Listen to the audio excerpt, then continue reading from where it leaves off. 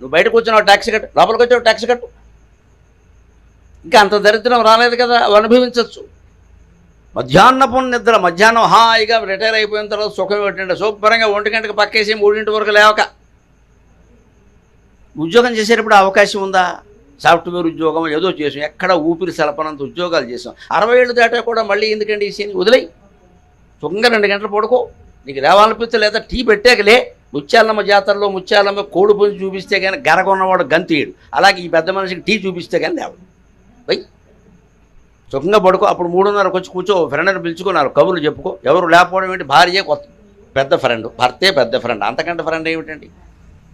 కూర్చుని ఇద్దరు టీ తాగండి సుఖంగా. చలికాలం అయితే వేసవకాలం అయితే నిమ్మరసం నీళ్లు తాగండి, 4 కబుర్లు చెప్పుకోండి, పాతకాలపు స్మృతులన్నీ తెచ్చుకోండి. వీలైతే ఒక గొడవ పెట్టుకోండి, ఏదో ఒకటి 1 గంట కాలక్షేపం. అయిపోయిన తర్వాత ఓకే అంతా క్యాన్సిల్, మొత్తం అయిపోయింది అంతే. ఎక్కడ దొంగలు అక్కడే గప్చి. ఇప్పుడు మాటలు ఇప్పుడే మర్చిపోవలసిందిగా విజ్ఞప్తి, వందనం సమర్పణ అంతే. ఎందుకంటే ఎందుకు పెట్టుకున్నామంటే గొడవ అంతే, సరదా కావాలి కదా. ఏం లేకపోతే ఎలా గొడవ పెట్టుకుంటాం? జగడమాడైనా జాగారం చేయమన్నారు శివరాత్రి నాడు నిద్ర వస్తుంటే వెళ్ళంతా గొడవ పెట్టుకుని జాగారం చేయాలి. 12 దాటాకి మొత్తం సంధి రాయిబారం అంతే. మరి నిద్ర వస్తుంటే ఏం చేస్తాం? దీని జీవితాన్ని సరదాగా మార్చుకోవచ్చు. సెలవులు, మధ్యాహ్నపు నిద్ర, సంధ్యాయుగ్మారుణ ఆవకాయ. తెలుగు భారతీయులు కాదు, ఆంధ్రులకు మాత్రమే పట్టిన అదృష్టం. వేసవకాలమే ఆవకాయ రుచిగా ఉంటుంది మిగిలినప్పుడు కంటే. అసలు ఆ కొత్త ఆవకాయ వేసుకుని మామిడి పండ్లు నంచుకుంటే అంతకంటే గొప్ప ఆనందం ఉందండి. ఇలా తినే పిజ్జాలు బర్గర్లు ఏమైనా ఆనందంగా ఉంటాయి? వాడు ఇంత రొట్టు ముక్క ఎడతాడు, దాన్ని 2 భాగాలు చేస్తాడు, దాని మధ్యలో గడ్డి గాదం మన్ను మాంసం అన్నీ పెట్టి అని తింటూ ఉంటాడు. ఇంత నోరు తెరవాలా దానికి? ఒక మామిడి పండు శుభ్రంగా చెరుకు రసాలు, నూజివీడు రసాలు వస్తాయి. నూజివీడిని తెప్పించండి, మీరు ఇబ్రహీంపట్నం వాళ్ళు కదా, నూజివీడు దగ్గరే కదా, తెప్పించండి నూజివీడు రసాలు. అవి ఎలా ఉంటాయంటే పద్యంలో చెప్ప, ఒక హస్తం బంధునం పట్టలేమో ఈ అన్న రసాలు. ఒక రసం పండు చేతిలో పెట్టు, ఒక చేతితో పట్టుకోవాలి, 2 పళ్ళతో పట్టుకోవాలి. దాన్ని అలాగే తినాలి, కొయ్యకూడదు. అది రసం. కోసే పండు వేరు, పీల్చే రసం తాగే పండు వేరు. ఒక హస్తంలో సరిపోనటువంటి రోజు 2 చేతులతో పట్టుకుంటే కానీ అంత మొత్తం ఏదో ఇవ్వాలన్నా ఆవిడ 2 చేతులు పట్టాలి. స్నేహరసము, అన్నింటికి మించినవి స్నేహరసాలండి. వాటిని ఆస్వాదించవచ్చు కదా, అభ్యంతరం ఏముంది ఇక్కడ? దాంతోపాటుగా మనం అలవాటు చేసుకోవలసింది ఏమిటంటే, ఎప్పుడు చూసిన విషయాలే అయినా 60 ఏళ్ల తర్వాత 50 ఏళ్ల తర్వాత నుంచే మీరు అభ్యాసం చేస్తే కొత్తగా ఉంటాయండి.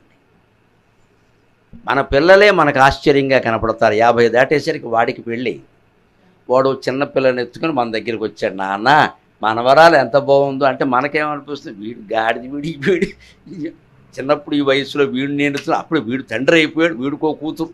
ఇదెంత ఆశ్చర్యకరమైన సన్నివేశం అండి. అది మనకెంత అదృష్టం ఉంటుంది. మా పెద్ద అబ్బాయికి కూతురు పుట్టగానే వాడు నాకు చూపించి ఇలాగే అంటే అన్నాను, వాడిని నేను ఎత్తుకున్న ఫోటో వాడికి పంపించి దీన్ని ఓ చోట పెట్టరా. వాడు పుట్టినప్పుడు నేను ఒళ్ళో కూర్చోబెట్టుకున్న ఫోటో ఉంది, నాకు జాగ్రత్త చేయడం వల్ల అది ఇచ్చా. ఇప్పుడు వాడి ఇంట్లో వాడు విశాఖపట్నంలో వాడు ఈ ఫోటో పెట్టి వాళ్ళ అమ్మాయిని వాడు ఎత్తుకున్న ఫోటో పెట్టి 2 ఫోటో పెడితే చూసిన వాళ్ళు అంటారు, మీ నాన్నగారికి నీకు తేడా కనపట్లేదే, ఆ పిల్లలు కూడా తేడా కనపట్లే. ఇదంత విచిత్రం ఇది జీవితంలో. దీన్నే కావ్యాల్లో ఎంత అందంగా చెబుతారంటే, నువ్వు చూసినవే అయినా కొత్తగా కనపడతాయ్యా జీవితంలో, ఎందుకు విసుక్కుంటున్నావు? దృష్టపూర్వ అపిహ్యర్థాక కావ్యే రసపరిగ్రహాత్, దృష్టపూర్వ అపిహ్యర్థాక కావ్యే రసపరిగ్రహాత్, సర్వే నవయివా భాంతి, సర్వే నవయివా భాంతి, మధుమాసైవ ద్రుమాగా, మధుమాసైవ ద్రుమాగా. దృష్టపూర్వాపిహ్యర్థాక, నువ్వు అనుభవించిన సుఖాలే కావచ్చు, పొందినవే కావచ్చు. నీ కొడుకునో నీ కూతురునో నువ్వు ఎత్తుకున్నప్పుడు నువ్వు ఆనందించి ఉండొచ్చు తల్లిగా తండ్రిగా. కానీ మనవరాలని మన కూతురు ఎత్తుకుని మన దగ్గర కూర్చుంటే, నేను తల్లిని, ఈవిడ నా కూతురు, దానికో కూతురు ఉంది, ఇదే పిట్ట కదా, దానికో చిన్న పిట్ట, ఎంత ఆశ్చర్యంగా ఉంది ఇది. నేను దీనికోసం పడిన తాపత్రయం కంటే నా కూతురు ఎక్కువ పడిపోతుంది, దీనికోసం నేను కూడా పడవలసి వస్తుంది. అంతే కదా. దానికి వల్ల కాకపోతే అమ్మ రొంపట్టింది, నాకు ఏం చేయాలో తెలియట్లా, నువ్వు చూసుకో ఉంటుంది.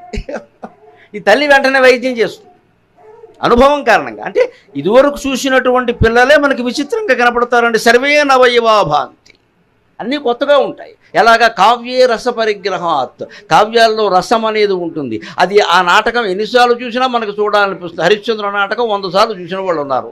ఎందుకని? అదే రసం కదా, అదే కరుణ కదా. హరిశ్చంద్రుడు రాజు అని తెలుసు, ఆయన అన్నీ కోల్పోతాడని తెలుసు, అడవికి పోతాడని తెలుసు, అక్కడ మాయలు జరుగుతాయని తెలుసు. లోకితాసుడు చంద్రమతి దాసీలు అయిపోతారని తెలుసు, ఈయన కాటికాపర అవుతాడని తెలుసు, భార్యనే నరికేయాల్సిన అవసరం వస్తుందని తెలుసు. ఈ నాటకం 100 సార్లు ఎలా చూస్తారంటే పైగా దుఃఖం ఇది, సుఖం కాదు.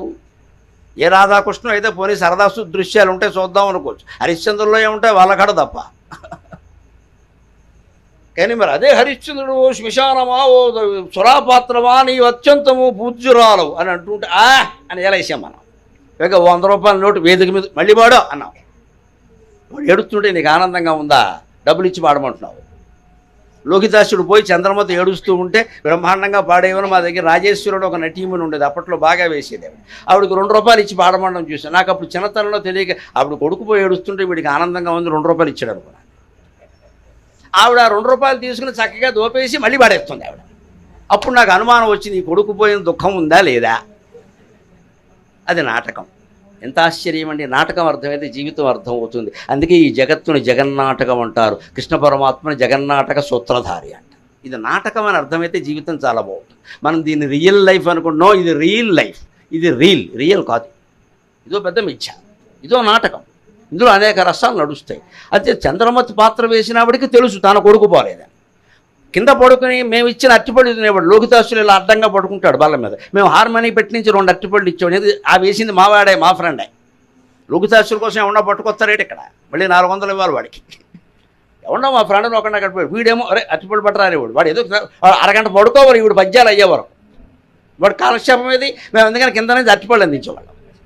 మిఠాయి ఉండలో వేరుశనగ పప్పులు వాడు ఇవన్నీ తినేవాడు. మాకెలా ఉండేది, వాడు చచ్చిపోలేదు, వేరుశనగ పప్పు తింటున్నాడు.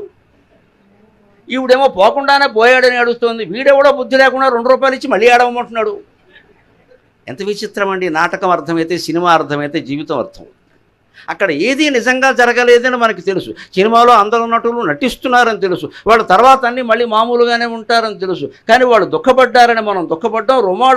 రుమాళ్ళు తడిపేసుకోవడం. వాళ్ళ కోపం వస్తే మనం కోపం వచ్చేయడం, వాళ్ళు ఎగిరితే మనం ఎగరడం. ఎంత విచిత్రం ఇది. ఇదే జీవితం కూడా.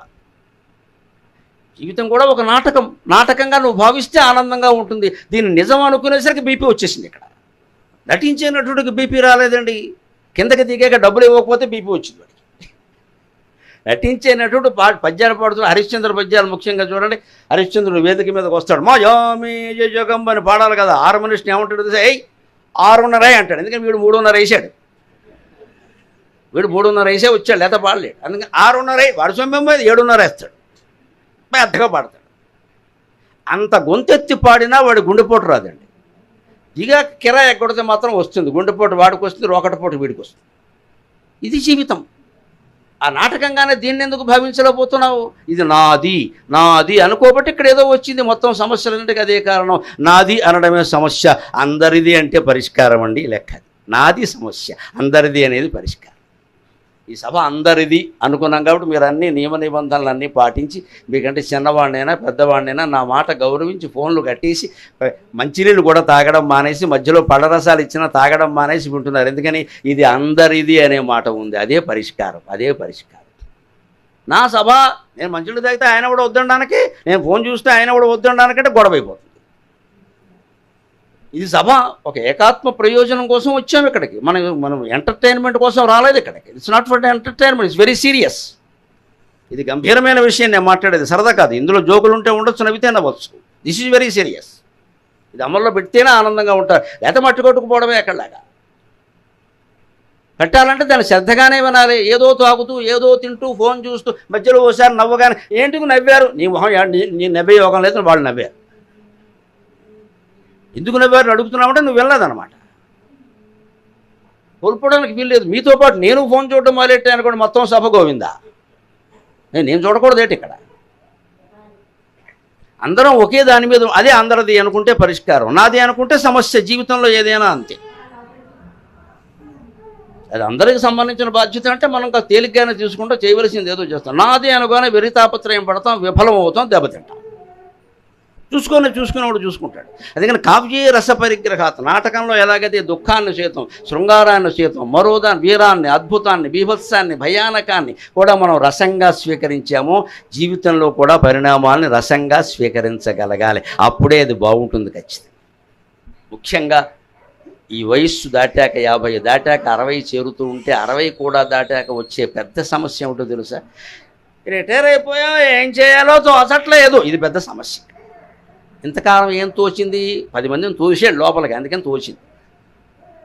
ఇప్పుడు ఆ తోపుడు బండి లేదు ఇక్కడ, ఎవడో పట్టించుకోవట్ల. ఆఫీసులో ఉంటే అక్కడ ఏదో పెత్తనం చేయడం, 10 మందికి బాస్ అనడం, వాడు ఎవడో శబాస్ అనడం. అది ఇవి ఇంట్లో ఉంటే ఈవిడ ఇంట్లో ఉన్న ఉద్యోగం చేసిన ఈవిడికో పెత్తనం ఉంటుందిగా, ఇంట్లో పెత్తనం ఉంటుంది. లేదా కనీసం పని మనుషుల మీద పెత్తనం చేయడం, ఏదో ఆ కూరల వాడి మీదనే పెత్తనం చేయాలి.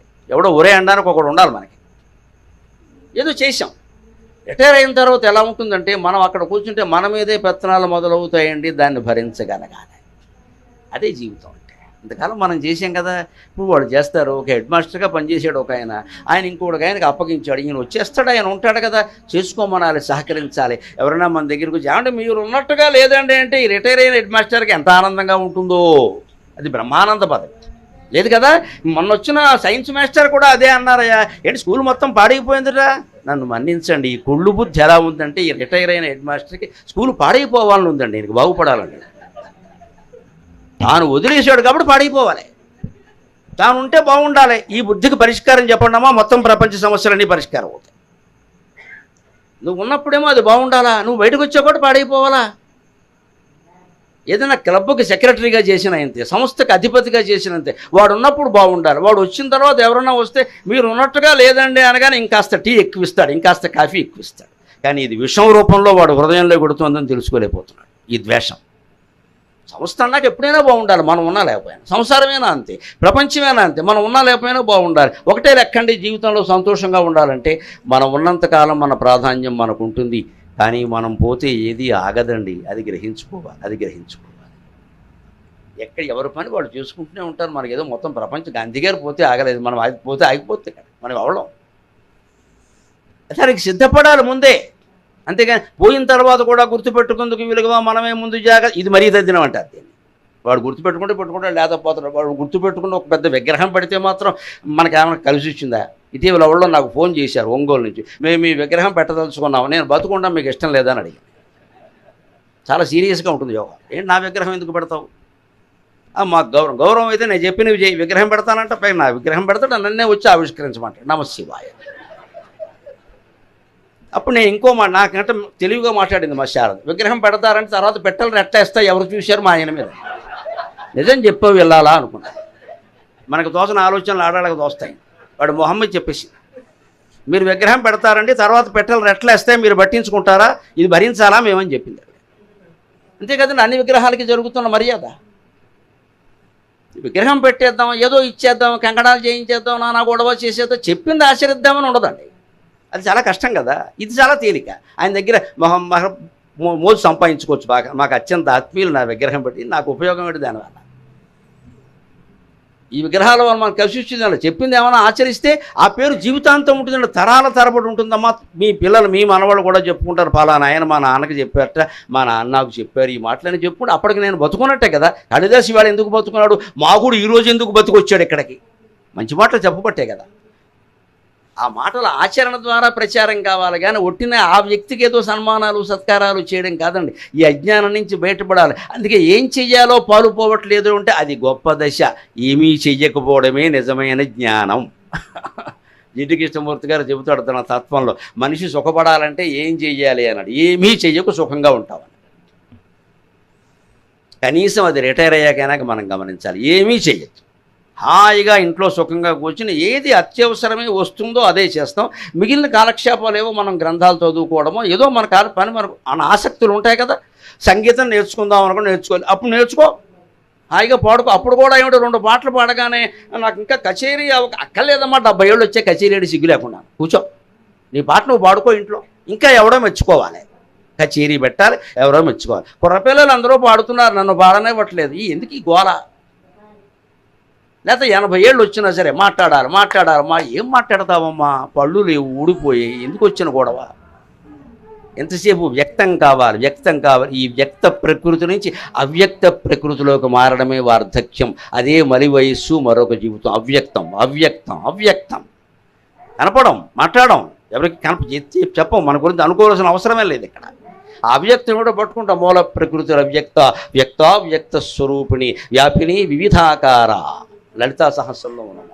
మూల ప్రకృతికి అవ్యక్త, వ్యక్త అవ్యక్త స్వరూపిణి. అవ్యక్తంగానే ఉంటుంది అమ్మవారు, కానీ ఆవిడే వ్యక్తం అవుతుంది, ఆవిడే అవ్యక్తంగా ఉంటుంది. మనం ఉండలేమా అండి? మనం వ్యక్తమే ఎందుకు కోరుకుంటాం, అవ్యక్తంగా కూడా ఉందాం. మనం ఎవరు పట్టించుకోవట్లేదంటే మనకి ఏ బాధ్యత లేదు, హాయిగా ఉండొచ్చు.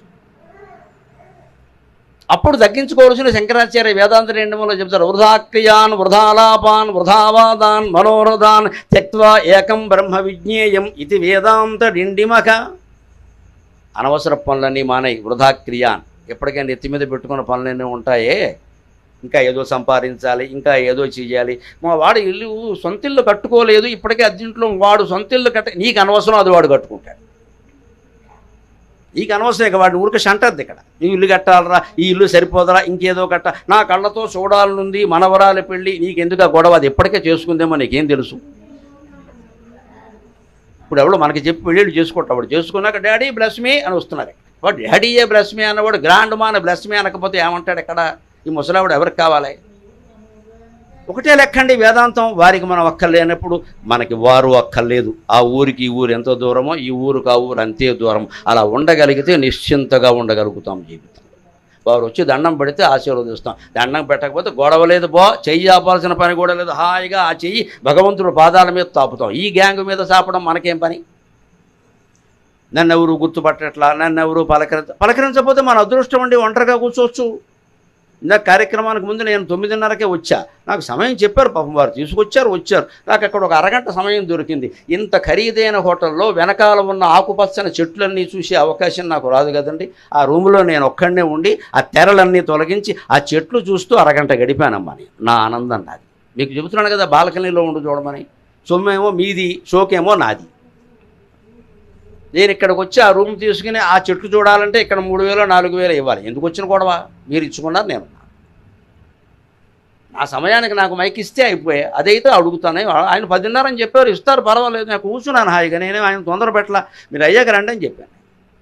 ఎందుకంటే ఇవాళ ఆదివారం ట్రాఫిక్ లేదు, తొందరగా వచ్చాం, రావేమో అనుకుని ముందు బయలుదేరాం, తప్పేముంది. అక్కడ ఒక అవకాశం దొరికింది. ఆ గదిలో నేను ఒక్కడనే ఉన్నాను, వారు అమ్మాయిలు ఉన్నారు. కాసేపు ఉన్నాక వారు ఏదో పని మీద, నేనే పంపించాను బయటికి, ఏదో పని ఉండి. వాళ్ళు నేను ఒక్కడనే ఉన్నా, హాయిగా చూశాను. అంతేకాని నాకు ఇక్కడ నలుగురిని ఏర్పాటు చేయాలండి, భజన చేయాలండి, కుదరలేదు. ఏ భజన ఎందుకు? ఇదే సెలబ్రిటీ స్టేటస్లో మోసపోయేది ప్రతి వాళ్ళు ఇదే. చుట్టూ నలుగురు ఉండాలి. పోతే 16 మంది ఉంటారమ్మా, నలుగురేం కర్మ. ఐస్ బాక్స్ చుట్టూ 16 మంది ఉంటారు. ఎందుకు చుట్టూ గ్యాంగు? ఎవడూ లేకుండా మనం ఉండలేమా? ఒంటరితనాన్ని ఏకాంతంగా మార్చుకోవాలి, అమృతప్రాయమైన జీవితాన్ని పట్టుకోవాలి. మీరు ముఖ్యంగా నాకు ఎక్కడ నచ్చారు, నేను ఎందుకు వచ్చానంటే కేవలం శ్రీకృష్ణ గారి గురించి మాత్రమే కాదు, ఆయన ప్రధాన కారణం. ఆయన చెప్పిన కారణం ఇంకా నన్ను ఆకర్షించింది. ఎప్పుడూ మేము రామకృష్ణ విద్యాలయంలో చదువుకున్నామండి, చిన్న వయస్సులో. అది హై స్కూల్ కదా, హై స్కూల్ స్థాయిలో చదువుకున్నాం. ఇప్పుడేమో అందరూ డిగ్రీలు అయిపోయినాయి, పీజీలు అయిపోయినాయి, రకరకాల ఉద్యోగాల్లో ఉన్నారు, గృహస్థాశ్రమాల్లో ఉన్నారు, మన వాళ్ళను కూడా ఎత్తుకున్నారు. ఈ దశలో మేమందరం కలవదలుచుకున్నాం. మీరు మాట్లాడాలి అంటే అసలు ఆ విద్యాలయానికి నేను నమస్కారం చేస్తున్నా ముందు, రామకృష్ణ విద్యాలయానికి.